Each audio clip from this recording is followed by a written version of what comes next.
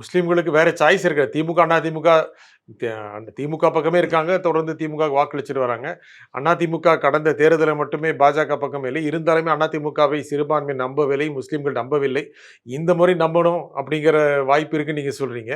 வேற சாய்ஸ் இருக்கான்னு கேட்குறேன். சார், அதாவது விஜய் புதிதாக தமிழக வெற்றி கழகம்னு ஒரு கட்சியை தொடங்கியிருக்காரு. அவர் இஃப்தியார் நோன்பு நடத்தினார், நோன்பு திறப்பு நிகழ்ச்சி. அதில் தன்னை ஒரு நாள் முழுவதும் நோன்பு இருந்து இஸ்லாமியர்களைப் போலவே கைலி கட்டி கொண்டு நோன்பு திறந்து அதே போல் நமாஸ் படித்தார், எல்லாம் செஞ்சார். பெரும்பான்மையான இஸ்லாமியர்கள் அந்த நோன்பு திறப்பு நிகழ்ச்சியிலையும் கலந்துக்கிட்டு இருக்காங்க. ஆக அவர் மீதும் ஒரு நம்பிக்கை சிறுபான்மை மக்கள் மத்தியிலே உருவாகக்கூடிய ஒரு சூழ்நிலை உருவாகி இருக்கிறது.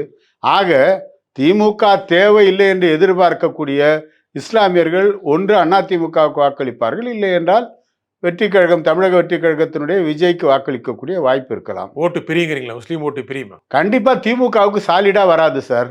இதுவரைக்கும் விழுந்தா மாதிரி திமுகவை இனியும் இஸ்லாமியர்கள் நம்ப தயாராக இல்லை.